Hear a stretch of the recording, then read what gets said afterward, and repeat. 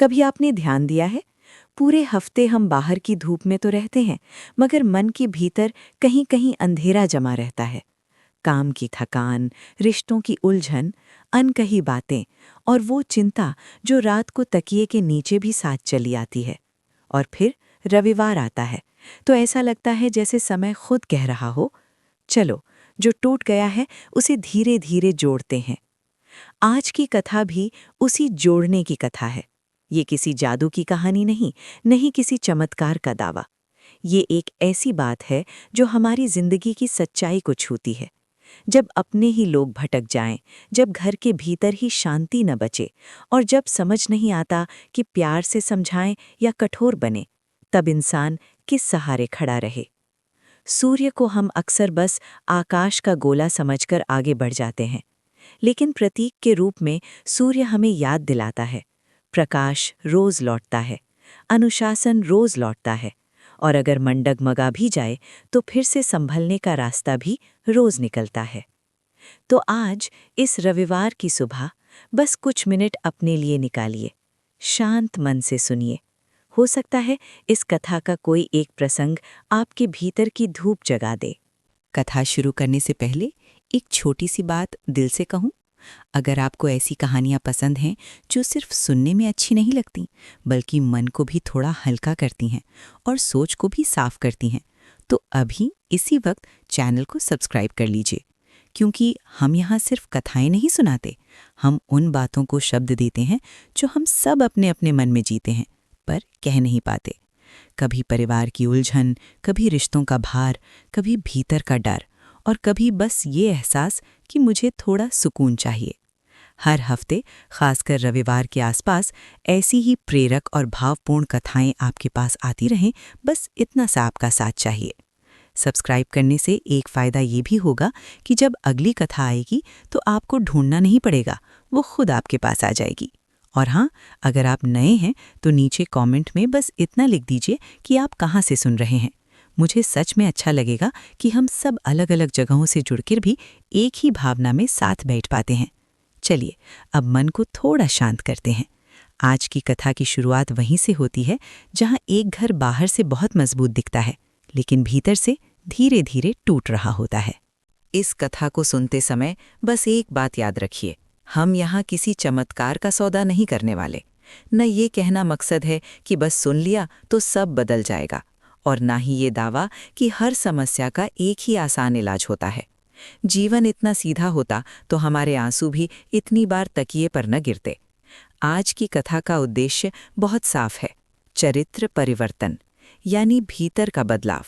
क्योंकि अक्सर हमारी असली लड़ाई बाहर नहीं होती, लड़ाई हमारे अहंकार से होती है, हमारी जिद से होती है, हमारे गुस्से से होती है, और उस आदत से होती है जिसमें हम खुद को सही साबित करने के लिए किसी और को गलत बना देते हैं। सूर्यदेव को आप यहाँ आस्था की तरह भी देख सकते हैं और प्रतीक की तरह भी। प्रतीक उस रोशनी का जो रोज लौटती है, उस अनुशासन का जो हमें संभालता है, और उस कर्म का जो याद दिलाता है कि जो हम बोते हैं वही किसी न किसी रूप में वापस आता है। भक्ति का अर्थ भी यही है, अपने भीतर की कड़वाहट, हिंसा और अज्ञान पर धीरे धीरे प्रकाश डालना। तो अगर आपके मन में कोई सवाल है, घर में कलह क्यों बढ़ती जा रही है, बच्चे क्यों नहीं सुनते, रिश्तों में सम्मान क्यों कम हो रहा है, या मैं खुद क्यों इतना चिड़चिड़ा हो गया हूँ, तो ये कथा आपको सीधे जवाब नहीं देगी, लेकिन आपको आईना जरूर दिखाएगी। और कभी-कभी आईना ही सबसे बड़ी शुरुआत होता है। बहुत समय पहले की बात है, एक ऐसा राज्य जहां बाहर से सब कुछ ठीक दिखता था। नगर में चहल पहल, खेतों में हरियाली, बाजारों में रौनक और राजमहल में वैभव।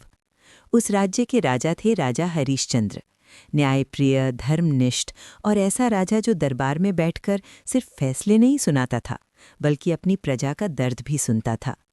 रानी थी मीरावती, कोमल मन पर भीतर से बेहद मजबूत, जिन्हें पता था कि प्रेम सिर्फ लाड नहीं होता, कभी कभी प्रेम सीमा भी मांगता है। महल में उनकी मौजूदगी ऐसी थी जैसे किसी घर में दीपक, शांत, उजला और सबको साथ रखने वाला। लेकिन इसी राजमहल में एक ऐसी दरार थी जो धीरे धीरे पूरे राज्य की नींव हिलाने लगी। राजा और रानी के 5 बेटे थे, 5 राजकुमार, जिन्हें बचपन से बहुत प्यार मिला, सुविधाएं मिली और शायद वही सुविधा उनके भीतर अहंकार बनकर बैठ गई। उन्हें लगने लगा कि वे राजकुमार हैं तो हर नियम उनके लिए छोटा है, हर इंसान उनके लिए कमतर है। वे प्रजा को सताते, कमजोरों का मजाक उड़ाते, साधु संतों का अपमान करते और अपने ही दरबार में मंत्रियों को नीचा दिखाते। उन्हें दूसरों के डर में एक अजीब सा आनंद मिलता था। और सबसे दुख की बात ये थी, राजा सब देखता था, समझाता भी था, पर पिता का मोह उसे कठोर कदम उठाने से रोक देता था। कभी कभी सबसे बड़ा युद्ध बाहर नहीं, घर के भीतर होता है, और इस कहानी का युद्ध भी वहीं से शुरू होने वाला था। एक शाम पांचों राजकुमार शिकार के बहाने जंगल की ओर निकले। उनके लिए यह सिर्फ खेल था, ताकत दिखाने का, दूसरों को डराने का और अपनी मर्जी जलाने का। चलते चलते रास्ते में उन्हें एक शांत सा आश्रम दिखा। भीतर यज्ञ चल रहा था, मंत्रों की गूंज थी, हवा में धूप और हवन की सुगंध थी। ऐसा वातावरण जहां किसी का भी मन अपने आप झुक जाए। लेकिन जिनके भीतर अहंकार बैठा हो, उनके लिए शांति भी चुभती है। राजकुमारों ने आपस में देखा और जैसे कोई शैतानी शरारत जाग गई। घोड़े आश्रम के भीतर दौड़ा दिए, यज्ञ की वेदी टूट गई, जल के कलश उलट गए और ऋषियों की एकाग्रता भय में बदल गई। किसी ने हंसते हुए धूल उछाली, किसी ने अपशब्द कहे, और सबसे छोटे ने तो हद ही कर दी। उसने एक पत्थर उठाकर उस वृद्ध ऋषि की ओर फेंक दिया जो उन्हें रोक रहा था। वो ऋषि थे महर्षि गर्ग, तेजस्वी, संयमी और शांत। पत्थर उनके माथे पर लगा, रक्त बह निकला। उस पल आश्रम की शांति जैसे कांप गई। महर्षि ने चीख कर श्राप नहीं दिया, बस आंखें बंद कर लीं, और वही चुप्पी सबसे डरावनी थी। राजकुमार लौट आए, जैसे कोई जीत हासिल करके आए हों। उन्हें लगा कौन क्या कर लेगा, पर पाप का असर तुरंत दिखाई नहीं देता। वो अंदर धीरे धीरे जहर की तरह फैलता है। थोड़ी ही देर में आश्रम का एक शिष्य रोता हुआ राजमहल पहुंचा। उसने राजा को सब बताया।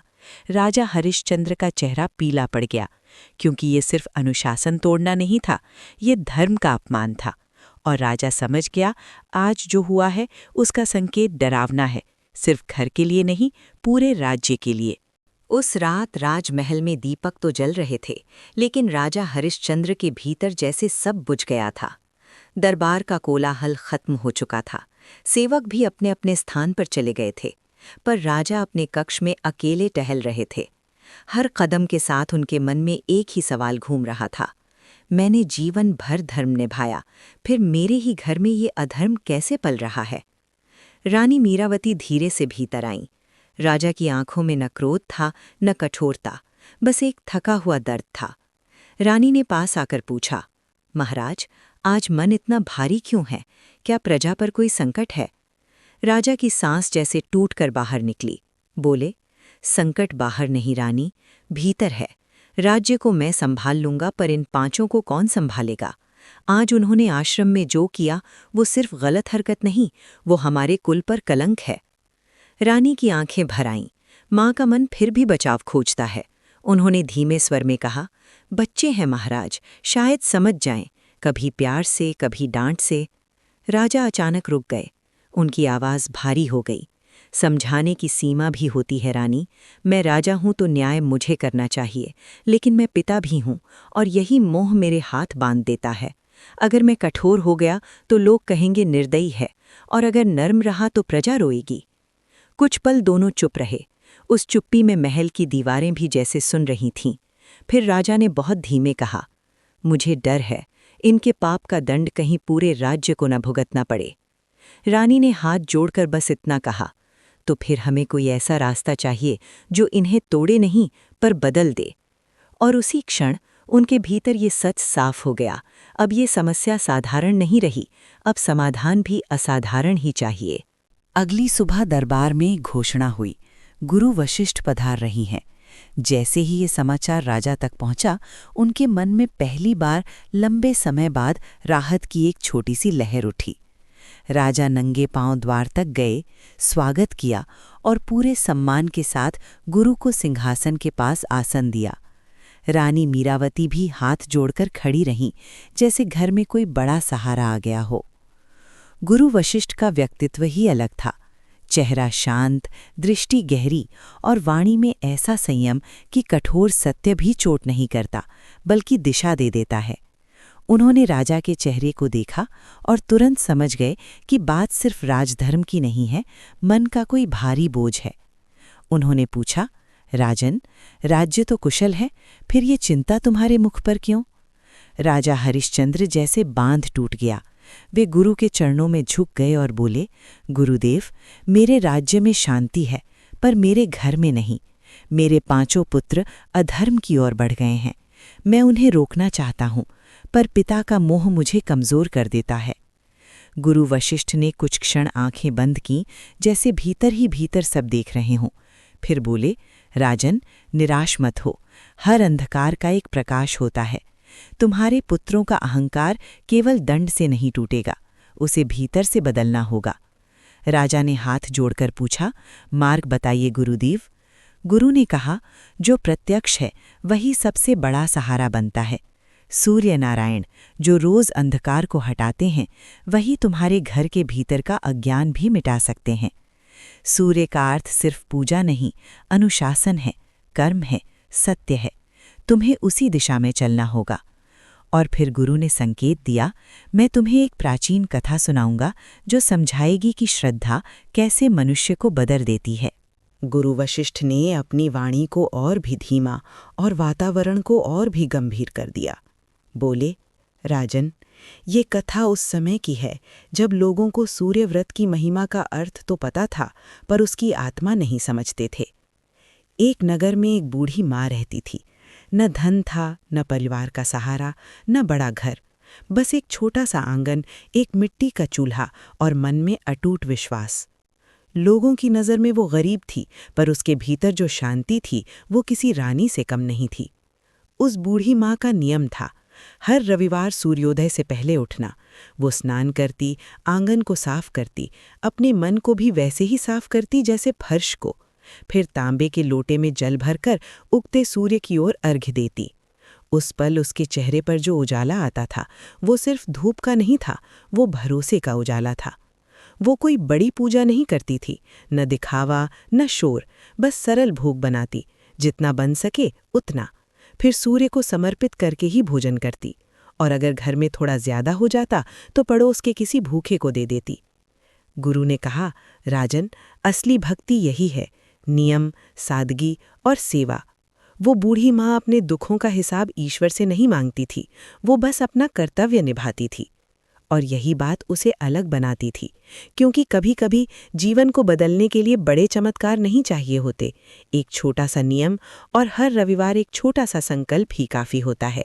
गुरु वशिष्ठ ने कहा, राजन, दुनिया की एक पुरानी आदत है, जब कोई इंसान कम में भी संतुष्ट दिखे तो कुछ लोगों के मन में शांति नहीं, जलन जागती है। उसी बूढ़ी माँ के पड़ोस में एक स्त्री रहती थी। धन धान्य से भरा घर, गायें, नौकर चाकर और पहनावे का ठाट, पर मन में खालीपन था। वो हर दिन बूढ़ी माँ को देखती, वही पुरानी साड़ी, वही छोटा सा घर, पर चेहरे पर अजीब सी चमक। वो सोचती, इसके पास कुछ नहीं, फिर भी ये इतनी निश्चिंत कैसे? मेरे पास सब कुछ है, फिर भी मन बेचैन क्यों? धीरे धीरे उसकी बेचैनी ईर्ष्या में बदल गई। उसने गौर किया कि बूढ़ी माँ हर रविवार बहुत सवेरे उठती, आंगन लीपती और किसी चीज की तलाश में बाहर जाती, गाय के गोबर की, ताकि घर पवित्र करके पूजा कर सकें। पड़ोसन के मन में एक चालाक विचार आया, अगर इसे रविवार को गोबर ही ना मिले तो इसकी पूजा टूट जाएगी, और फिर देखती हूँ ये खुश कैसे रहती है। अगले रविवार उसने अपनी सारी गायें भीतर ही बांध दी, बाहर गली में एक भी गाय नहीं छोड़ी। बूढ़ी माँ टोकरी लेकर निकली, गली गली घूमी, पर कहीं कुछ नहीं मिला। सूरज ऊपर आने लगा, समय निकल रहा था और उसका मन घबराने लगा। फिर भी उसने किसी पर शक नहीं किया, किसी को दोष नहीं दिया, बस चुपचाप घर लौटी और आंखें भर आईं। उसने मन ही मन कहा, शायद मुझसे ही कोई भूल हुई है, प्रभु ने आज मुझे अपनी सेवा का अवसर नहीं दिया। उसने न खाना बनाया न पानी पिया, बस एक कोने में बैठकर सूर्य का नाम जपती रही। गुरु बोले, राजन, देखो, ईर्ष्यालु का लक्ष्य दूसरे को गिराना होता है और भक्त का लक्ष्य खुद को उठाना। इसी फर्क में आगे की पूरी कथा छिपी है। उस दिन बूढ़ी माँ का घर शांत था, लेकिन उस शांति के भीतर एक तप चल रहा था। उसने चूल्हा नहीं जलाया, न भोग बनाया, न किसी से शिकायत की। बस आंगन के एक कोने में बैठ गई, दोनों हथेलियां जोड़कर, आंखें बंद करके। बाहर धूप तेज होती जा रही थी, पेट में भूख उठ रही थी, गला सूख रहा था, पर वो बार बार बस एक ही बात दोहराती रही, हे सूर्य नारायण, अगर आज मेरी सेवा में कोई कमी रह गई तो मुझे क्षमा कर देना। कभी कभी हमारे पास साधन नहीं होते, पर भाव होता है, और भाव अगर सच्चा हो तो वो साधन बन जाता है। बूढ़ी माँ ने उस दिन पानी की एक बूंद तक नहीं पी, निर्जल उपवास। लेकिन ये उपवास दिखावे का नहीं था, ये भीतर की लाचारी और विश्वास का संगम था। वो सोच रही थी, अगर मैं पूजा नहीं कर पाई तो भोजन कैसे करूं? पहले अर्पण, फिर स्वीकार। शाम ढली, पड़ोस के लोग अपने अपने घरों में भोजन कर रहे थे। गली में बच्चों की आवाज़ें थी, पर बूढ़ी माँ वहीं बैठी रही। आंखें कभी कभी खुलती तो सूरज को देखते देखते भर आती, फिर बंद हो जाती। रात हुई, हवा ठंडी हो गई, शरीर कांपने लगा, फिर भी उसके होठों पर वही नाम चलता रहा, धीरे, लगातार, बिना थके। आखिर थककर वो वहीं जमीन पर लेट गई। भूख से शरीर कमज़ोर था, पर मन में शिकायत नहीं थी, जैसे वो खुद से कह रही हो, मैं हार नहीं रही, मैं बस प्रभु के सामने अपने भरोसे को रख रही हूँ। गुरु वशिष्ठ ने राजा से कहा, राजन, यही वो घड़ी होती है जहाँ भक्ति का असली रंग दिखता है, जब हाथ खाली हों और फिर भी मन भरोसे से भरा हो। रात गहरी हुई तो बूढ़ी माँ को नींद आई, पर वो साधारण नींद नहीं थी। उसे स्वप्न में एक तेजस्वी प्रकाश दिखाई दिया, जैसे अंधेरे में अचानक सुबह उतर आई हो। उसी प्रकाश के बीच सूर्य नारायण प्रकट हुए। उनका तेज ऐसा कि आंखें अपने आप झुक जाएं, लेकिन उनके स्वर में ममता ऐसी जैसे माँ बच्चे को पुकारती है। सूर्यदेव ने बहुत शांत स्वर में पूछा, माता, आज तुम उदास क्यों हो? तुमने भोजन क्यों नहीं किया? मेरी पूजा क्यों नहीं की? बूढ़ी माँ स्वप्न में ही रोने लगी, बोली, प्रभु, आज मुझे आंगन लीपने के लिए गोबर नहीं मिला, मैं घर को पवित्र नहीं कर पाई, इसलिए आपको भोग नहीं लगा पाई, और जब भोग नहीं लगा पाई तो मैं कैसे खा सकती थी? उसकी बात सुनकर सूर्यदेव की वाणी और भी कोमल हो गई। बोले, तुम्हारी भक्ति में दिखावा नहीं है, इसलिए वो मुझे सबसे प्रिय है। पूजा की असली पवित्रता बाहर नहीं, भीतर होती है। आज तुमने अनजाने में मेरा कठिन व्रत किया, भूखी प्यासी रहकर भी मन में क्रोध नहीं लाया, किसी को दोष नहीं दिया और मेरा स्मरण नहीं छोड़ा। फिर सूर्यदेव ने कहा, मैं तुम्हें ऐसा वर दूंगा कि तुम्हें अब पूजा की तैयारी के लिए भटकना नहीं पड़ेगा, तुम्हारे जीवन की कमी तुम्हारी सेवा नहीं रोकेगी। और स्वप्न में ही उन्होंने एक दिव्य गाय का वरदान दिया, ऐसी गाय जो उसके जीवन को सहारा देगी। लेकिन गुरु वशिष्ठ ने यहाँ एक बात खास तौर पर जोड़ी, राजन, इसे चमत्कार की तरह मत देखो, इसे परीक्षा का अर्थ समझो। कभी कभी ईश्वर भक्त को इसलिए नहीं रोकता कि वो गिर जाए, बल्कि इसलिए रोकता है कि उसका भरोसा और मजबूत हो जाए। और बूढ़ी माँ की परीक्षा उसी रात पूरी हुई, जहाँ दुख था पर विश्वास उससे बड़ा था। सुबह जब बूढ़ी माँ की आंख खुली तो उसे पल भर लगा कि शायद वो सब सपना था। उसने धीरे से उठकर आंगन की ओर कदम बढ़ाया और अगले ही क्षण उसकी सांस थम गई। आंगन में सचमुच एक सुंदर गाय खड़ी थी। चमकीला सफ़ेद रंग, शांत आंखें और गले में बंधी घंटियां जो हल्की हल्की मधुर ध्वनि कर रही थीं। बूढ़ी माँ के हाथ अपने आप जुड़ गए, आंखों से आंसू बह निकले, पर वे आंसू दुख के नहीं थे, कृतज्ञता के थे। वो दौड़कर गाय के पास गई, उसके माथे पर हाथ फेरा और बोली, हे सूर्य नारायण, आपने मेरी लाज रख ली। फिर उसने सबसे पहले गाय को चारा दिया, पानी दिया और जैसे कोई अपना खोया हुआ सहारा मिल गया हो वैसे उसके पास बैठ गई। धीरे धीरे उसके जीवन में बदलाव आने लगा। अब उसे रोजी के लिए दर दर नहीं भटकना पड़ता था, जो कुछ मिलता वो संभाल कर रखती, लेकिन उसके मन में लालच नहीं आया। गुरु वशिष्ठ ने राजा से कहा, राजन, यही असली मोड़ होता है।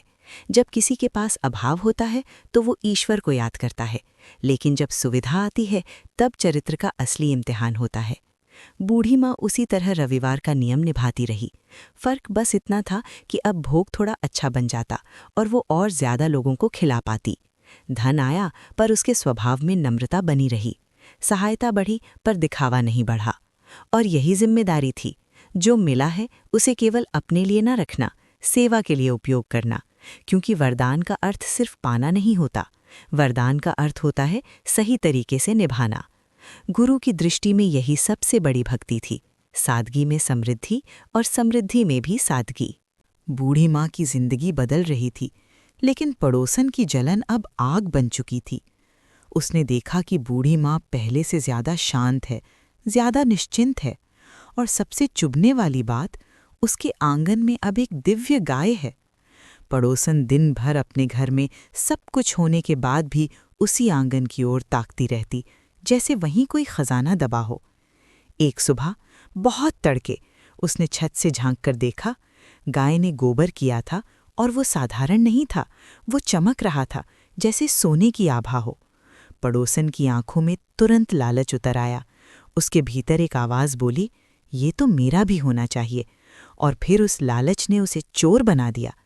बूढ़ी माँ अंदर पूजा में थी, पड़ोसन दबे पांव आंगन में आई, जल्दी से वो चमकता हुआ गोबर उठाया और उसकी जगह अपनी गाय का साधारण गोबर रख दिया। फिर ऐसे भागी जैसे कोई अपराध नहीं, कोई खेल करके आई हो। बूढ़ी माँ बाहर आई, उसने गोबर उठाया, रखा, और उसे पता तक नहीं चला कि उसके साथ छल हो रहा है। ये एक दिन की बात नहीं थी, यही क्रम बार बार दोहराया गया। पड़ोसन का लालच बढ़ता गया और उसके साथ उसकी निर्लज्जता भी। उसे अब सिर्फ चोरी नहीं चाहिए थी, उसे ये अधिकार चाहिए था कि जो अच्छा है वो मेरे पास होना चाहिए। गुरु वशिष्ठ ने राजा से कहा, राजन, चोरी की सबसे खतरनाक बात ये नहीं कि चीज़ छिनती है, सबसे खतरनाक बात यह है कि चोर अपने मन में खुद को सही मानने लगता है, और जब मन झूठ को सच मान ले तब इंसान गिरते गिरते भी शर्म महसूस नहीं करता। पर सच कब तक छुपता है? जो छल रोज किया जाए वो एक दिन खुद अपनी परछाई से पकड़ा जाता है। यही नियम आगे चलकर इस कथा का सबसे बड़ा मोड़ बनने वाला था। गुरु वशिष्ठ ने कहा, राजन, ईश्वर का काम केवल देना नहीं होता, ईश्वर बचाता भी है, और कभी-कभी बचाने के लिए वो ऐसी व्यवस्था कर देता है जिसे हम लोग माया कह देते हैं। एक शाम मौसम अचानक बदल गया। तेज हवा चली, धूल उड़ने लगी और आकाश में बादल घिराए। बूढ़ी माँ को चिंता हुई कि गाय को ठंड लग जाएगी या कहीं डर कर भाग ना जाए। उसने पहली बार गाय को आंगन से खोलकर अपने ही कमरे के भीतर बांध दिया। मन में बस इतना भाव था, ये प्रभु का दिया हुआ सहारा है, इसकी रक्षा करना भी मेरा धर्म है। सुबह हुई, बूढ़ी माँ उठी और जैसे ही उसने कमरे का दरवाज़ा खोला, उसकी आंखें चौंक गईं। गाय ने कमरे के भीतर ही गोबर किया था और वो चमक रहा था, वैसा ही दिव्य। अब इसे कोई बाहर से चुराकर बदल नहीं सकता था। बूढ़ी माँ का मन एकदम ठहर गया। उसे समझ आ गया कि इतने दिनों से जो साधारण मिल रहा था वो उसके भाग्य की कमी नहीं थी, किसी की चाल थी। उसने शोर नहीं मचाया, किसी पर आरोप लगाकर तमाशा नहीं बनाया, बस मन में एक गहरी सांस ली, दुख की नहीं, जागरूकता की। उसने समझ लिया कि भोलेपन और विश्वास में फर्क होता है। विश्वास अच्छा है, लेकिन अपनी चीज़ और अपनी मर्यादा की सुरक्षा भी जरूरी है। गुरु ने राजा से कहा, राजन, सूर्य का प्रकाश केवल उजाला नहीं करता, वो छिपी हुई बातों को भी सामने लाता है।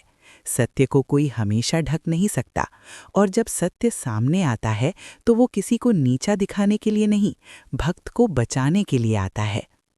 उस दिन के बाद बूढ़ी माँ ने गाय को भीतर ही रखना शुरू कर दिया, और उधर पड़ोसन, जिसे अब चोरी का मौका नहीं मिला, उसके भीतर का लालच और ज्यादा हिंसक हो गया, क्योंकि जो गलत रास्ते पर चल पड़े उनके लिए रुकना सबसे मुश्किल हो जाता है। अब तक पड़ोसन चोरी करती थी, पर चोरी का रास्ता बंद होते ही उसके भीतर का लालच और भी जहरीला हो गया। उसने सोचा, अगर मुझे नहीं मिल रही तो इसे भी चैन से नहीं रहने दूंगी। और यहीं से उसने वो कदम उठाया जो साधारण ईर्ष्या नहीं, पूरी साजिश थी। वो सीधे दरबार पहुंची, चेहरे पर नकली चिंता और आवाज में बनावटी सच्चाई। उसने राजा को झुककर प्रणाम किया और बोली, महाराज, आपके राज्य में एक अद्भुत वस्तु है, पर वो राजकोष से छिपाई जा रही है। एक बूढ़ी स्त्री के पास ऐसी गाय है जो सोने जैसा गोबर देती है। राजा पहले हंसा ये कैसी बात कर रही हो? पड़ोसन ने बड़ी चालाकी से बात मोड़ी। महाराज, अगर ये सत्य है तो ऐसी दिव्य वस्तु किसी साधारण के पास क्यों रहे? उसका उपयोग तो राज्य की भलाई के लिए होना चाहिए, और अगर वो बूढ़ी छिपा रही है तो ये राजाज्ञा का अपमान भी है। यही सत्ता की कमजोरी दिखी राजन। राजा का मन जो न्याय का होना चाहिए था, उसमें लोभ की परछाई पड़ गई। उसे लगा अगर ऐसा है तो खजाने के लिए कितना बड़ा लाभ होगा, और जब लोभ तर्क बन जाए तो फैसला गलत दिशा में चला जाता है। राजा ने बिना पूरी जांच किए सैनिक भेज दिए। सैनिक बूढ़ी माँ के घर पहुंचे और उसकी गाय की रस्सी खोलने लगे। बूढ़ी माँ गिड़गिड़ाई, ये मेरा सहारा है, ये सूर्य देव का प्रसाद है। पर सत्ता के सामने उसकी आवाज हवा बन गई। गाय को खींचते हुए महल ले जाया गया। बूढ़ी माँ दौड़ती रही, रोती रही, पर द्वार पर रोक दी गई। और उस पल गुरु वशिष्ठ ने राजा से कहा, राजन, जब राजा का निर्णय लोभ से हो तो अपराध सिर्फ प्रजा का नहीं रहता, सिंहासन भी पाप का भागी बन जाता है। बूढ़ी माँ के लिए वो गाय सिर्फ पशु नहीं थी, वो उसकी उम्मीद थी, उसका सहारा और सबसे बढ़कर उसके विश्वास का प्रतीक। जब सैनिक उसे खींच कर ले गए तो वो उनके पीछे पीछे दौड़ी, पर महल के द्वार पर पहुंचते ही उसे रोक दिया गया। भारी फाटक, कड़े पहरे और भीतर सत्ता का शोर, और बाहर एक अकेली बूढ़ी स्त्री का कांपता हुआ शरीर। वो वहीं धरती पर बैठ गई। न कोई गाली, न कोई श्राप, बस आंखों से आंसू बहते रहे, जैसे मन की सारी पीड़ा रास्ता ढूंढकर बाहर आ गई हो। उसने आसमान की ओर देखा जहां रोज सूरज उगता था। आज वही आसमान उसे खाली लग रहा था, पर फिर भी उसने वही सहारा पकड़ा। कांपती आवाज में बोली, हे सूर्य नारायण, मैंने आपसे कुछ मांगा नहीं था, आपने खुद दिया ताकि मैं सेवा कर सकूं।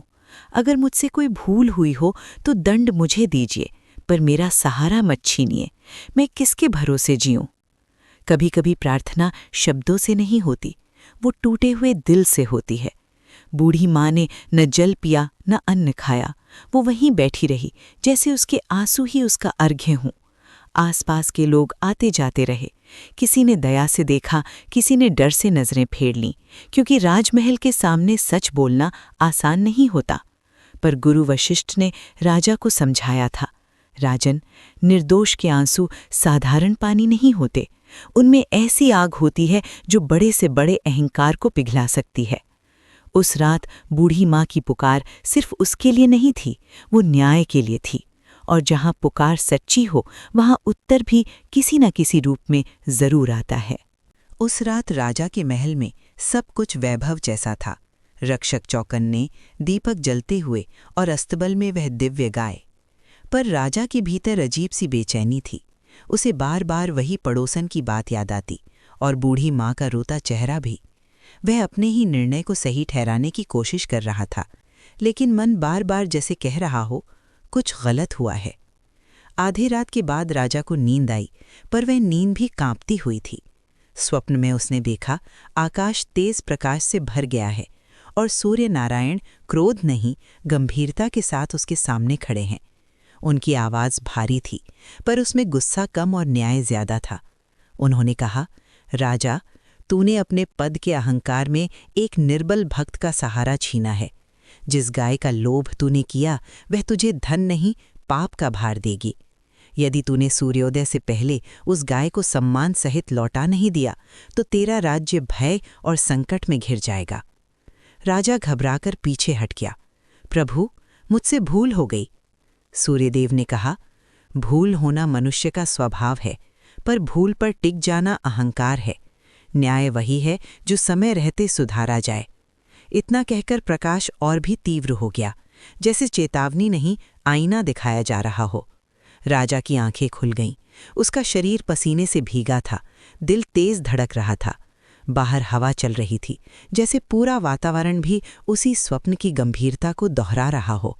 उसने तुरंत सेवक बुलाए, मंत्रियों को जगाया और कांपती आवाज में कहा, अभी इसी वक्त तैयारी करो, गाय को वापस ले जाना है।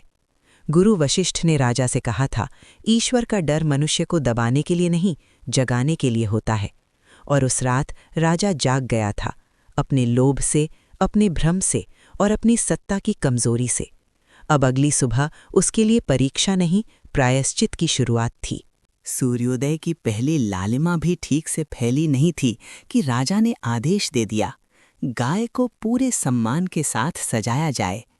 फूलों की माला, साफ वस्त्र और साथ में राजमहल के लोग जैसे किसी उत्सव के लिए निकल रहे हों। फर्क बस इतना था कि ये उत्सव नहीं था, ये प्रायश्चित था। राजा ने अपने राजसी ठाठ को एक तरफ रखा। न घोड़ा न पालकी, वो नंगे पांव सिर झुकाए गाय के पीछे पीछे चल पड़ा। नगर के लोग ये दृश्य देखकर ठिठक गए। कल तक जिसे वे शक्ति का प्रतीक मानते थे, आज वही राजा एक साधारण सेवक की तरह चल रहा था। और कहीं न कहीं इस दृश्य ने लोगों के मन में विश्वास जगाया, शायद हमारा राजा अब भी भीतर से जीवित है। जब कारवां बूढ़ी माँ के घर पहुंचा, वो वहीं बैठी थीं, थकी पर अडिग। राजा ने आगे बढ़कर गाय की रस्सी उसके हाथ में थमाई, फिर वहीं धूल भरी जमीन पर झुककर उसके चरणों में गिर पड़ा। उसकी आवाज भर्रा गई, माता, मुझे क्षमा कर दो, मैं बहक गया था। मैंने तुम्हारा दिल दुखाया और मैं जानता हूं कि ये अपराध सिर्फ तुम्हारे साथ नहीं, धर्म के साथ भी है। बूढ़ी माँ घबरा गई। उसने राजा को उठाया। उसके हाथ कांप रहे थे, पर वाणी में करुणा थी।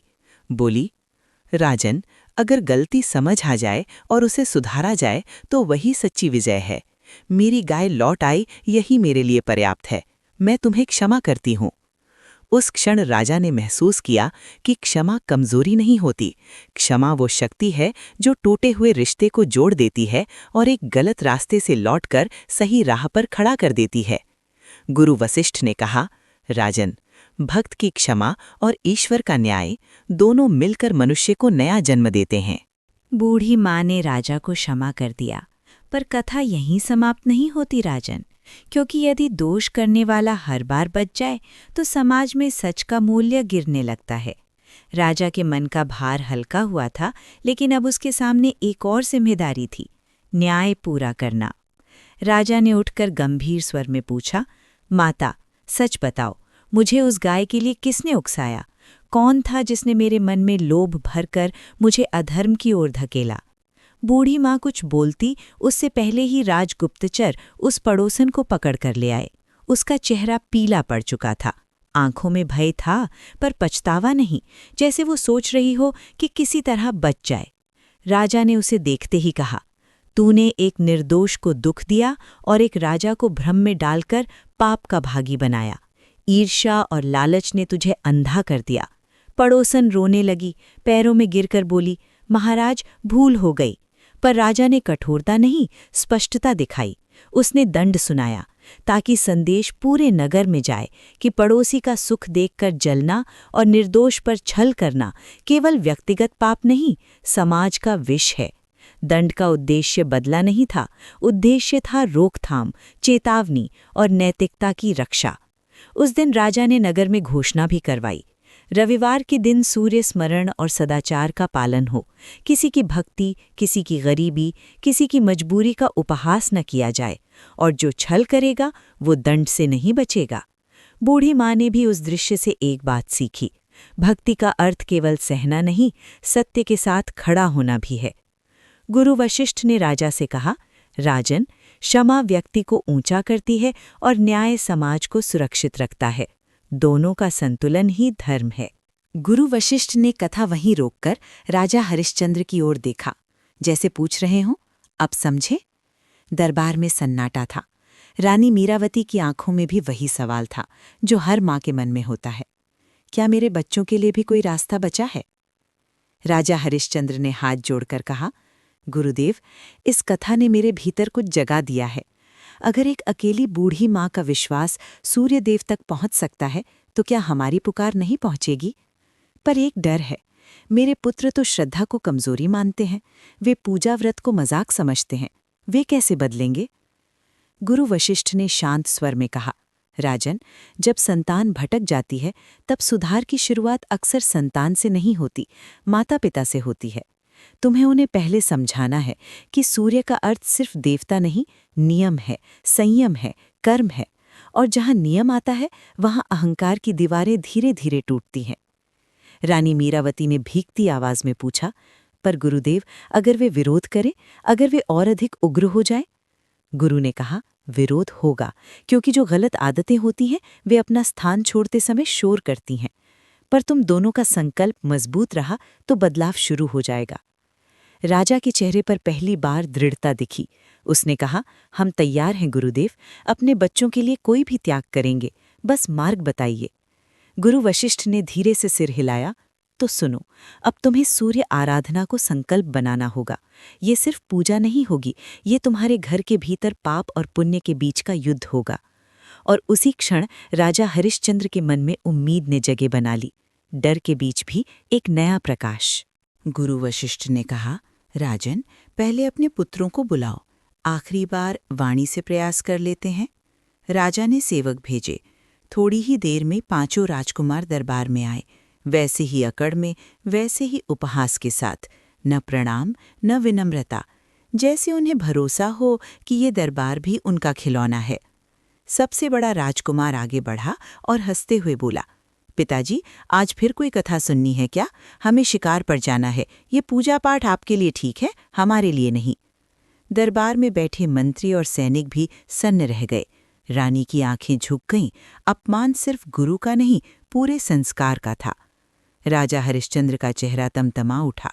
उनका हाथ तलवार की ओर बढ़ा भी, पर गुरु वशिष्ठ ने हल्के इशारे से रोक दिया। गुरु ने राजकुमारों की ओर देखा।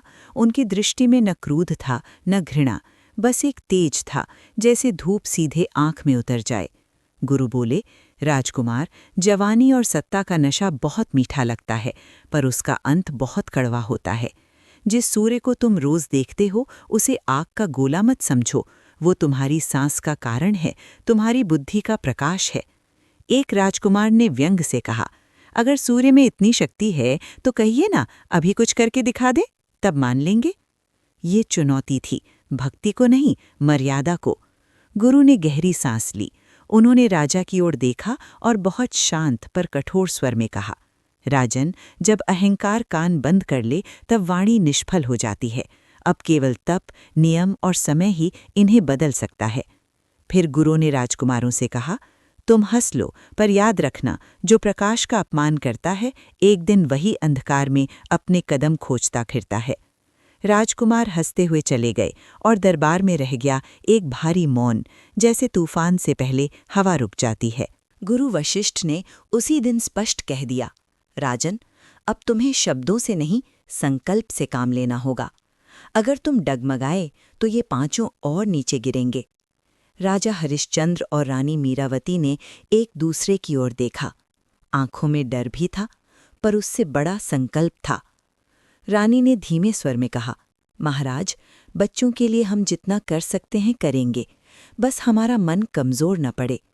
राजा ने सिर झुकाकर कहा, आज से ये सिर्फ राजधर्म नहीं, हमारा गृह धर्म भी है। रविवार की सुबह आई। आकाश में हल्की हल्की लालिमा फैल रही थी। महल के भीतर एक शांत तैयारी थी, बिना ढोल नगाड़े, बिना दिखावे के।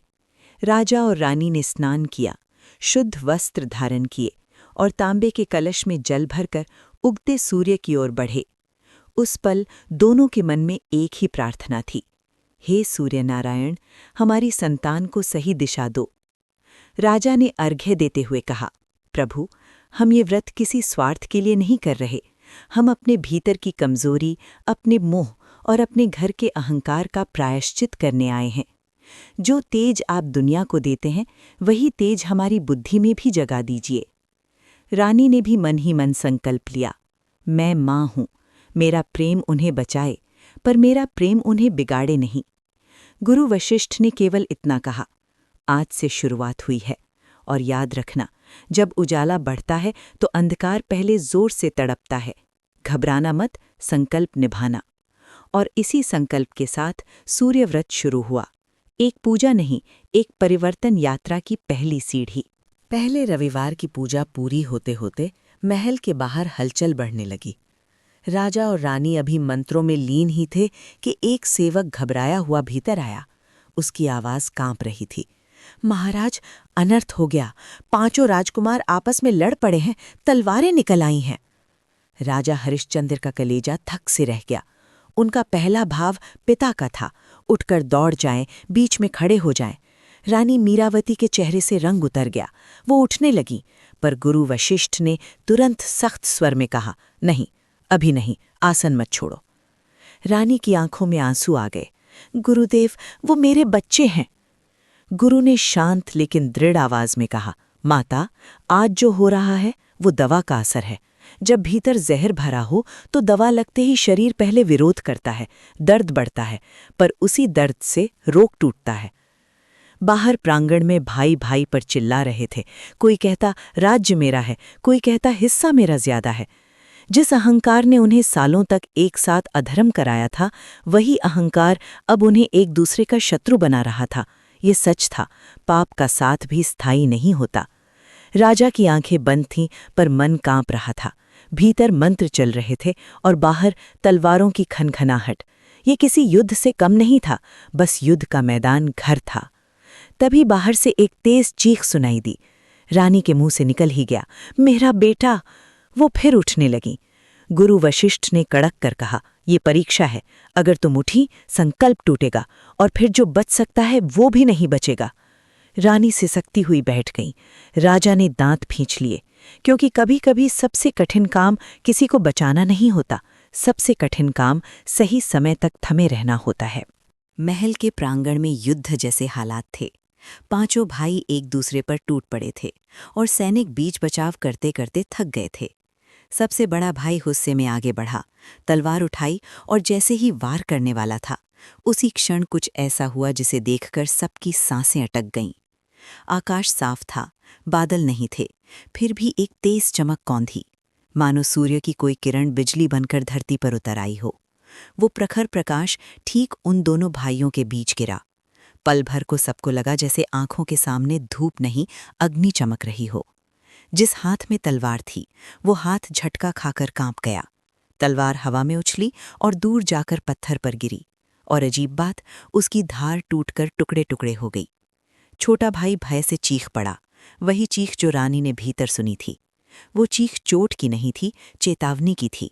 सारे भाई सहम गए, घोड़े बिदकने लगे, और जो लोग अभी तक लड़ाई रोक नहीं पा रहे थे, उनके कदम भी ठिठक गए। उसी समय अंदर यज्ञ मंडप में गुरु वशिष्ठ ने बिना आंखें खोले शांत स्वर में मंत्र जारी रखा। राजा और रानी भी अपने आसन पर बने रहे, हालांकि उनकी सांसें तेज थीं। कुछ ही क्षणों में बाहर का शोर धीमा पड़ गया। भाई भाई दूर हट गए, जैसे पहली बार उन्हें एहसास हुआ हो कि कोई शक्ति उनके ऊपर है, और वो शक्ति उनके अहंकार से कहीं बड़ी है। पूजा पूर्ण होने के बाद गुरु ने राजा से कहा, राजन, ये डराने के लिए नहीं हुआ, ये बचाने के लिए हुआ। सूर्य का प्रकाश केवल उजाला नहीं देता, वो सीमा भी खींच देता है, जहां से आगे अधर्म नहीं जा सकता। और पहली बार राजकुमारों के मन में अपने ही किए का डर नहीं, उस अटल नियम का डर बैठा जो हर शक्ति से ऊपर है। पहले रविवार की घटना के बाद राजकुमार कुछ दिन चुप रहे, पर वो चुप्पी सुधरने की नहीं थी, वो भीतर उबलते गुस्से की चुप्पी थी। उन्हें लग रहा था कि उनके साथ कुछ अजीब हो रहा है। शिकार पर जाएं तो सफलता नहीं, भोजन करें तो स्वाद नहीं, रात को सोएं तो चैन नहीं। वे इसे अपने कर्म का फल नहीं मान रहे थे, वे इसे अपने पिता की पूजा का असर मान रहे थे। और जब गलत आदमी को कारण समझ नहीं आता, तो वो समाधान भी गलत ढूंढता है। दूसरा रविवार आया। राजा और रानी फिर उसी शांत भाव से पूजा की तैयारी करने लगे। गुरु वशिष्ठ ने पहले ही सावधान किया था, आज कठिन है, जब पाप पर चोट पड़ती है तो वो पलट कर वार करता है। और वही हुआ। 5 राजकुमार एक साथ आ गए, चेहरों पर क्रोध, चाल में उद्दंडता। बड़े ने चिल्लाकर कहा, बस बहुत हो गया, इस हवन ने हमारा जीना मुश्किल कर दिया है, आज हम इसे खत्म करेंगे। वे मंडप की ओर दौड़े, जैसे अपने ही घर पर हमला करने आए हों। रानी का मन कांप उठा, पर वो बैठी रही। राजा की उंगलियां जकड़ गईं, पर उन्होंने मंत्र नहीं छोड़ा। जैसे ही राजकुमार मंडप की सीमा पर पहुंचे, वे ठिठक गए। वहां कोई दीवार नहीं थी, फिर भी आगे कदम रखते ही उन्हें लगा जैसे आग की लपटें चेहरे पर पड़ रही हों। हवा इतनी गर्म थी कि उनकी त्वचा जलने लगी। एक ने गुस्से में फिर कोशिश की, पर वही, जैसे अदृश्य शक्ति उन्हें पीछे धकेल दे। वे चीखने लगे, गालियां देने लगे। ये क्या है, हमें अंदर क्यों नहीं जाने दे रहा? मगर हर बार वही गर्म हवा, वही रोक। गुरु वशिष्ठ ने आंखें बंद रखी और मंत्रों की धारा भी नहीं टूटी। उन्होंने केवल इतना कहा, जिस पवित्रता को अपवित्र करने आए हो वो तुम्हें भीतर नहीं आने देगी। थक कर, जलन से तड़प कर राजकुमार पीछे हटे और भाग गए। और राजा रानी ने उस दिन भी पूजा नहीं तोड़ी, क्योंकि असली परीक्षा तब होती है जब विरोध सामने खड़ा होकर कहे रुक जाओ और मन फिर भी कहे नहीं, आगे बढ़ो। मंडप से लौटते हुए राजकुमारों के मन में क्रोध भी था और अपमान भी। उन्हें लग रहा था जैसे किसी ने उनकी शक्ति को ही चुनौती दे दी हो। वे सीधे महल नहीं गए। खिसियाए हुए, जलन से परेशान, वे तालाब के किनारे जा बैठे, जैसे वहां ठंडे पानी के साथ उनका गुस्सा भी ठंडा हो जाएगा। और उसी समय जैसे अंधेरे को मौका मिल गया हो, एक पुराना चेहरा उनके पास आया। ये वही मंत्री था जिसे राजा हरिश्चंद्र ने बहुत पहले भ्रष्टाचार और छल के कारण दरबार से निकाल दिया था। बाहर से वो बूढ़ा और साधारण दिखता था, पर भीतर बदले की आग जल रही थी। उसने मीठी आवाज में कहा, राजकुमारों, क्या हाल बना रखा है? आप तो राज्य के वारिस हैं। आज आपको इस तरह तड़पता देख मेरा मन दुखी हो गया।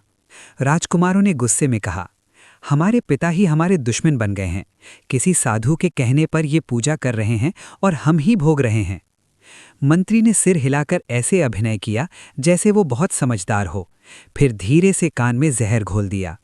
राजकुमार, मैंने सुना है राजा और वशिष्ठ आपको कमजोर करके राज्य से हटाना चाहते हैं। आज पूजा का नाम है, कल आपको पागल घोषित कर देंगे, फिर राजगद्दी किसी और को मिल जाएगी। राजकुमारों की आंखों में भय और क्रोध एक साथ उतर आया। जब मन पहले से ही उलझा हो तो झूठ भी सच लगता है। उन्होंने पूछा, तो फिर हम करें क्या?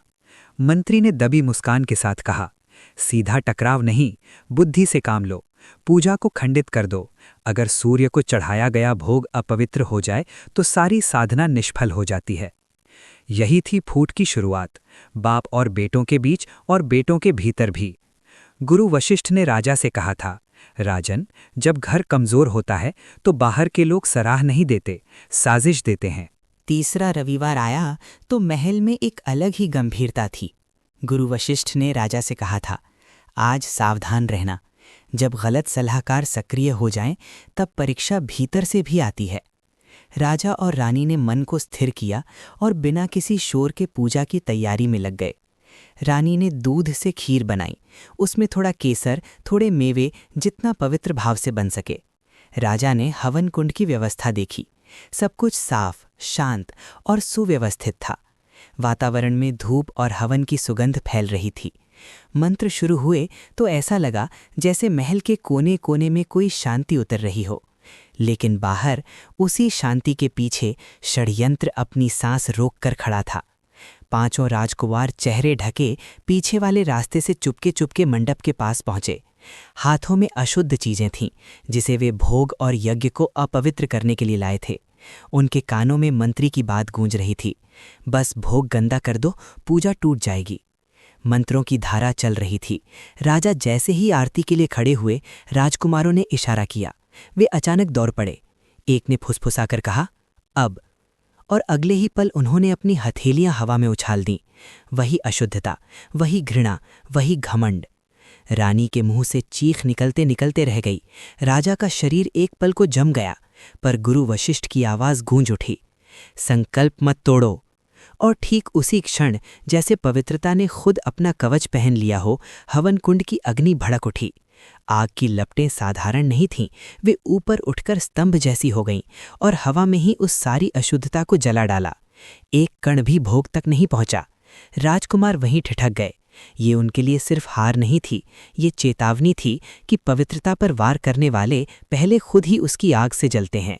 हवन कुंड से उठी आग अब सिर्फ लौ नहीं थी, वो एक अग्नि स्तंभ थी, सीधी, प्रचंड और ऐसी कि उसकी गर्मी ने पूरा मंडप झंझना दिया। हवा में जो अशुद्धता उछाली गई थी, वो जैसे बीच रास्ते में ही राख बन गई। कोई छींटा भोग पर नहीं पड़ा, कोई कण यज्ञ की मर्यादा तक नहीं पहुंचा। पवित्रता ने स्वयं अपना बचाव कर लिया था। लेकिन कर्म यहीं नहीं रुका। अग्निस्तंभ के भीतर से एक भारी सी गर्जना हुई, वो गर्जना किसी इंसान की नहीं लगती थी, वो चेतावनी जैसी थी, जैसे कोई नियम बोल उठा हो। उसी झटके में पांचों राजकुमार पीछे की ओर उछले, मानो किसी अदृश्य हाथ ने उन्हें धक्का दे दिया हो। वे दूर जाकर दीवार से टकराए। कुछ के हाथों में जलन के निशान थे, कुछ के शरीर पर काले दाग, जैसे अहंकार की कालिख बाहर आ गई हो।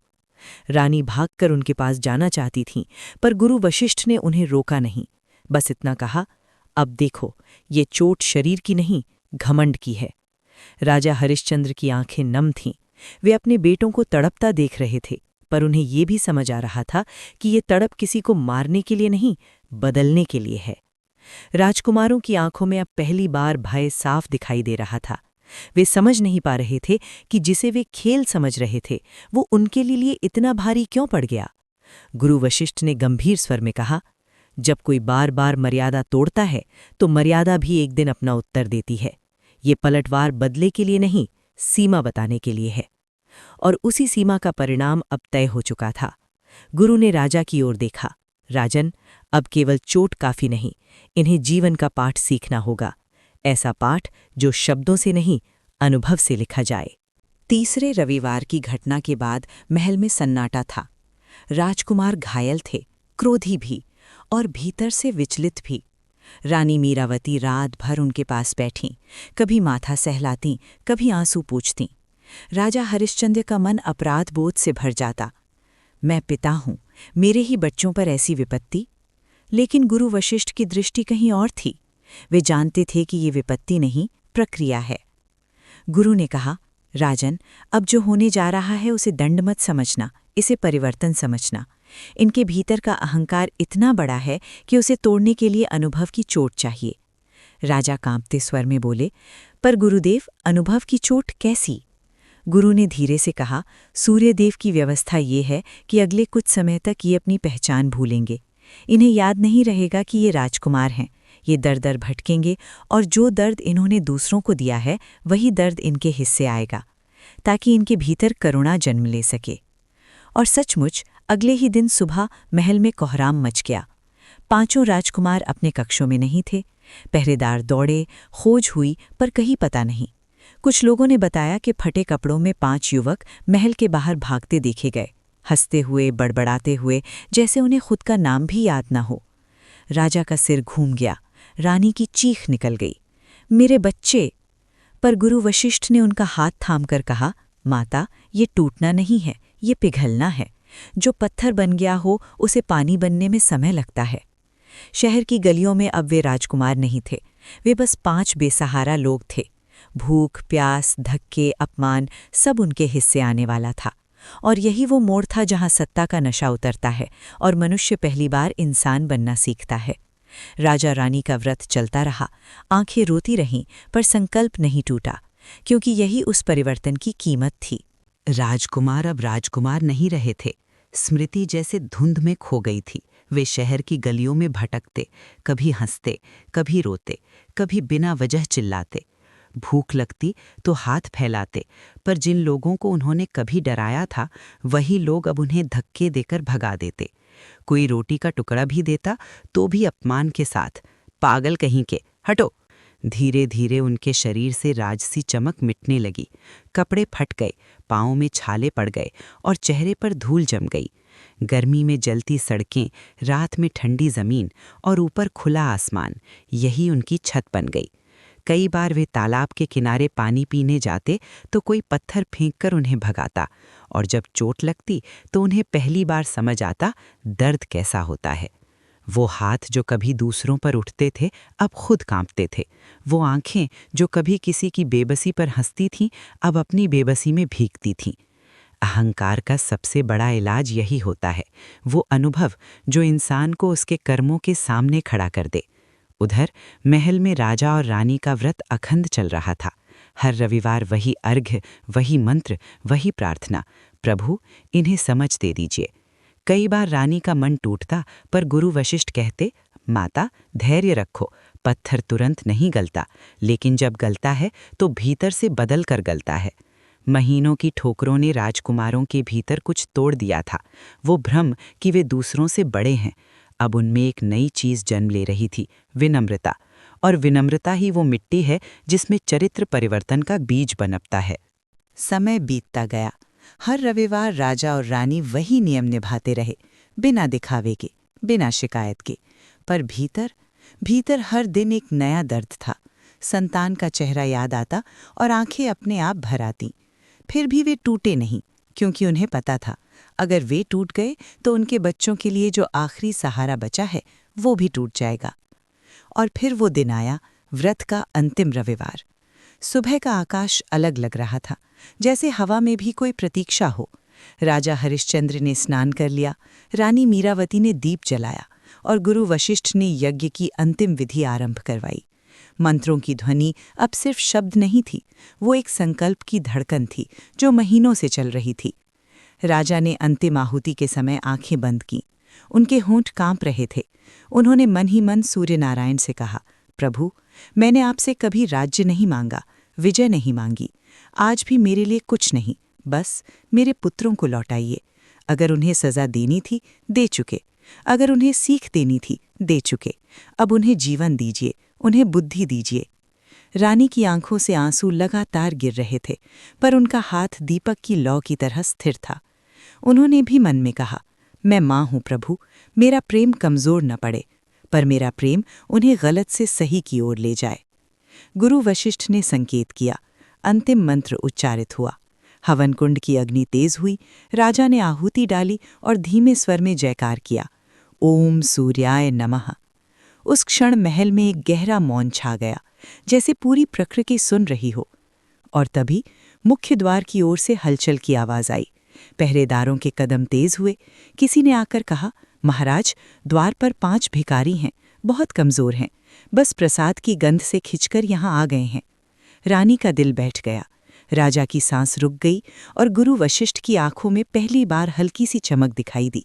राजन, अंत आ गया, अब उत्तर सामने है। पहरेदारों ने उन 5 भिखारियों को भीतर आने देना नहीं चाहा। उनकी हालत देखकर डर भी लग रहा था।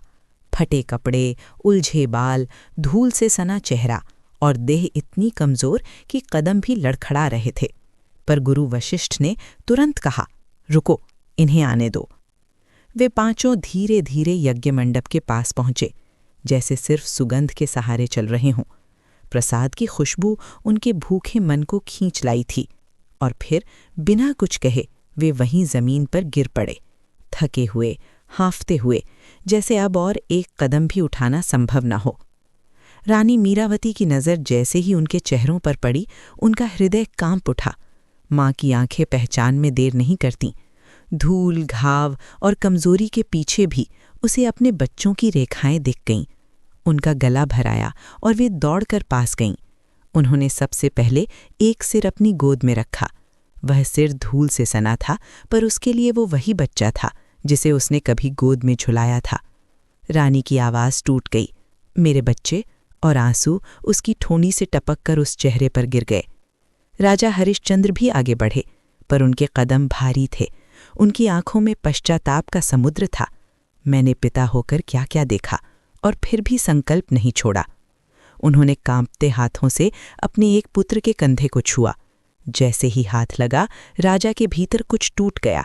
वे धीरे से बोले, मैं तुम्हें बचाना चाहता था, पर मुझे तुम्हें समझाना भी था।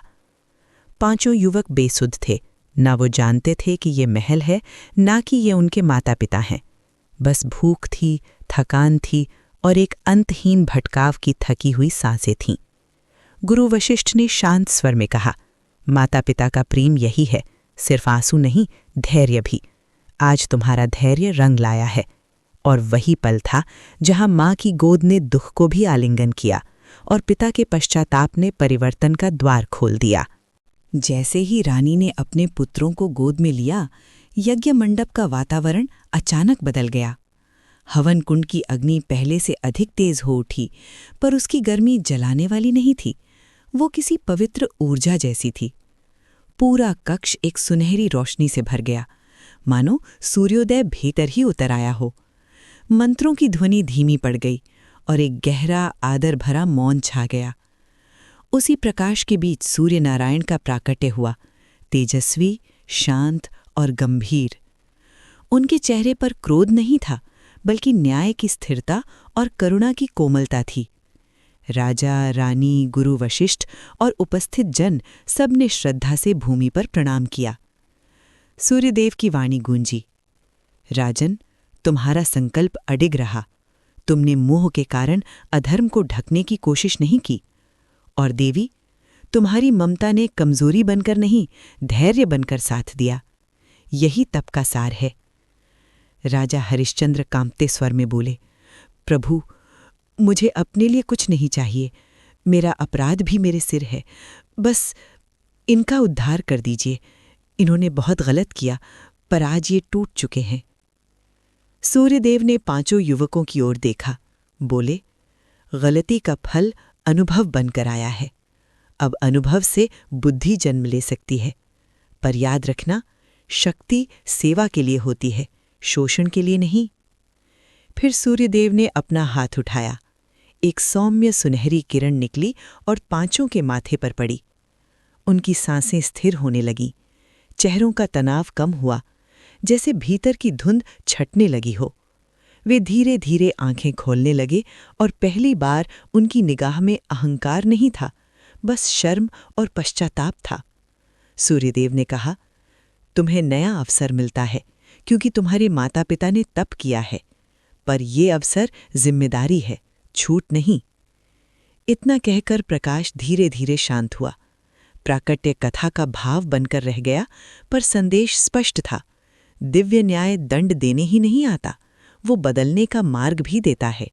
सूर्यदेव की किरण पड़ते ही जैसे पांचों युवकों के भीतर कोई बंद दरवाज़ा खुल गया। आंखें खुलीं तो उनके सामने वही यज्ञ मंडप था, वही अग्नि, वही गुरु वशिष्ठ और सबसे बढ़कर वही माँ की गोद और पिता का कांपता हुआ चेहरा। अब उन्हें सब याद आने लगा, राजमहल, राजसी जीवन, अपनी अकड़, अपने अपराध और वो भटकाव भी जो उन्होंने महीनों जिया था। पर इस बार याद आने के साथ उनके भीतर कुछ और भी उठ रहा था, शर्म। ऐसी शर्म जो इंसान को छोटा नहीं करती बल्कि सही बनाती है। सबसे बड़े राजकुमार ने पहले रानी के चरणों की ओर हाथ बढ़ाया, फिर राजा की ओर देखा। उसकी आवाज़ भारी थी, माँ, पिताजी, हमने आपको बहुत दुख दिया। जब हम सड़कों पर रोटी के लिए हाथ फैला रहे थे, तब हमें समझ आया कि इंसान की इज्जत क्या होती है और किसी को अपमानित करने का पाप कितना भारी होता है। दूसरे ने कहा, हमने साधु संतों का अपमान किया, गरीबों को सताया। आज वही दर्द हमें लौटा। अब समझ आया कि शक्ति का मतलब डर पैदा करना नहीं, सहारा बनना है। राजा हरिश्चंद्र की आंखों से आंसू निकल आए, पर इस बार वे आंसू हार के नहीं थे। वे उस राहत के थे जो किसी पिता को तब मिलती है जब उसका बच्चा गलती से लौटकर सीख बन जाता है। रानी ने कांपते हाथों से उनके सिर सहलाए, जैसे वर्षों की पीड़ा अब थोड़ी हल्की हो गई हो। गुरु वशिष्ठ ने शांत स्वर में कहा, यही परिवर्तन है। चमत्कार कपड़े बदलने में नहीं, मन बदलने में होता है। उस दिन के बाद राजकुमारों की चाल बदल गई, भाषा बदल गई और नज़र बदल गई। अब वे महल की ऊंचाई से नहीं देखते थे, अब वे धरती की पीड़ा समझ कर देखते थे। और यही नई दृष्टि उनके जीवन का असली प्रमाण बन गई। इस पूरी कथा का सार किसी एक घटना में नहीं, उस बदलाव में है जो धीरे धीरे भीतर उतरता है। राजा हरिश्चंद्र और रानी मीरावती में जो किया वो सिर्फ एक व्रत नहीं था, वो अपने घर को बचाने की जिम्मेदारी थी। और राजकुमारों के साथ जो हुआ वो सिर्फ सज़ा नहीं थी, वो जीवन की पाठशाला थी। रविवार का अर्थ यहाँ एक दिन भर नहीं है। रविवार एक अवसर है, रुकने का, देखने का और खुद को ठीक करने का। पूरे हफ्ते हम दूसरों से उम्मीद करते रहते हैं कि वे बदलें, बच्चे सुनें, साथी समझें, हालात सुधरें। लेकिन रविवार हमें याद दिलाता है कि शुरुआत अक्सर हमें ही करनी होती है, अपने भीतर से। और सूर्य का अर्थ यहाँ सिर्फ पूजा की वस्तु नहीं है। सूर्य एक प्रतीक है, अनुशासन का, सत्य का और कर्म का। सूर्य रोज उगता है, चाहे कल हम कितने ही गलत रहे हों। वो हमें ये सिखाता है कि जीवन में भी हर दिन एक नई शुरुआत हो सकती है, पर शर्त ये है कि हम अपनी गलतियों की जिम्मेदारी लें। इस कथा में अहंकार सबसे बड़ा शत्रु है। अहंकार आदमी को अंधा कर देता है। वो अपने ही घर को तोड़ देता है, अपने ही लोगों को पराया कर देता है। और विनम्रता वो प्रकाश है जो रिश्तों में सम्मान लौटाती है। राजकुमार बदले इसलिए नहीं कि उन्हें डर लगा, बल्कि इसलिए कि उन्होंने दर्द को समझा, और दर्द समझ लेने के बाद इंसान क्रूर नहीं रह पाता। तो अगर आपके जीवन में भी कहीं तनाव है, घर में कलह है या मन थका हुआ है, तो ये कथा बस इतना कहती है, थोड़ा ठहरिए, अपने भीतर की धूप जगाइए, नियम बनाइए, अहंकार छोड़िए और कर्म को सुधारिए, क्योंकि असली उजाला बाहर नहीं, वो भीतर से शुरू होता है। अब कहानी अपने समापन की ओर है, लेकिन जाने से पहले आपसे एक छोटी सी बात कहना चाहूंगी। अगर इस कथा ने आपके मन को छुआ है, अगर आपको लगा कि इसमें सिर्फ कहानी नहीं बल्कि आपके अपने जीवन की कोई परछाई भी है, तो चैनल को अभी सब्सक्राइब कर लीजिए, क्योंकि यहाँ हम हर हफ्ते ऐसी कथाएं लेकर आते हैं जो डराकर नहीं, संभाल कर बात करती हैं, जो अंधविश्वास नहीं बढ़ाती बल्कि मन को स्थिर करती हैं और रिश्तों में समझ जगाती हैं। कई बार हमें बस एक सही विचार, एक सही सीख और एक शांत सा संदेश चाहिए होता है, और वही हम आपको लगातार देते रहेंगे। और अगर आप पहले से सब्सक्राइब्ड हैं तो सच में धन्यवाद कि आप हमारे साथ जुड़े हुए हैं। अब एक छोटा सा काम और कर दीजिए, इस वीडियो को अपने घर के किसी एक सदस्य के साथ ज़रूर शेयर कर दीजिए। कभी कभी एक कथा पूरे घर का माहौल बदलने की शुरुआत बन जाती है, बस किसी एक इंसान तक पहुंचनी चाहिए। और नीचे कमेंट में मुझे ये बताइए कि इस कहानी का कौन सा हिस्सा आपके दिल में सबसे ज़्यादा बैठ गया, राजा का संकल्प, माँ की ममता या राजकुमारों का परिवर्तन। चलिए अब आखिरी हिस्से में बहुत शांत मन से इस कथा की सीख को एक साथ समेटते हैं। अब इस कथा को यहीं विराम देते हैं, शोर के साथ नहीं, शांति के साथ, क्योंकि ऐसी कथाएं जितना सुनाई जाती हैं उससे ज़्यादा भीतर उतारी जाती हैं। आज अगर इस कहानी से हम कुछ अपने लिए रखना चाहें तो बस इतना कि जीवन में प्रकाश बाहर से कम, भीतर से ज़्यादा आता है, और भीतर का प्रकाश तब जगता है जब हम अपने अहंकार को थोड़ा कम करें, अपने कर्म को थोड़ा बेहतर करें और अपने रिश्तों में सम्मान को फिर से जगह दें। सूर्य नारायण की तरह जो रोज़ बिना किसी भेदभाव के सबको रोशनी देते हैं, वैसे ही हम भी अपने व्यवहार में थोड़ी गर्मी नहीं, थोड़ी रोशनी लाएं। आप चाहें तो इस रविवार एक छोटा सा संकल्प ले लीजिए, बहुत बड़ा नहीं, बस इतना, सुबह कुछ पल शांति में बैठना, अपने मन की उलझन को पहचानना और किसी एक व्यक्ति के लिए मन में शुभकामना रखना। ये भी एक तरह की पूजा है, ये भी एक तरह का अर्घ है अपने भीतर के सूर्य को। मेरी प्रार्थना है कि आपके घर में समझ बढ़े, संवाद बढ़े और जो दूरियां हैं वे धीरे धीरे कम हों। किसी का मन भारी हो तो हल्का हो, किसी की आंख नम हो तो उसे सहारा मिले, और किसी के भीतर गुस्सा हो तो उसे दिशा मिले। जीवन में समस्याएं आती हैं, पर समाधान भी आते हैं जब हम धैर्य रखते हैं और सही रास्ते पर टिके रहते हैं। आपने ये समय मुझे दिया, इस कथा को सुना, इसके लिए धन्यवाद। ईश्वर करे आपके जीवन में हर सुबह एक नया उजाला लेकर आए। जय सूर्यदेव।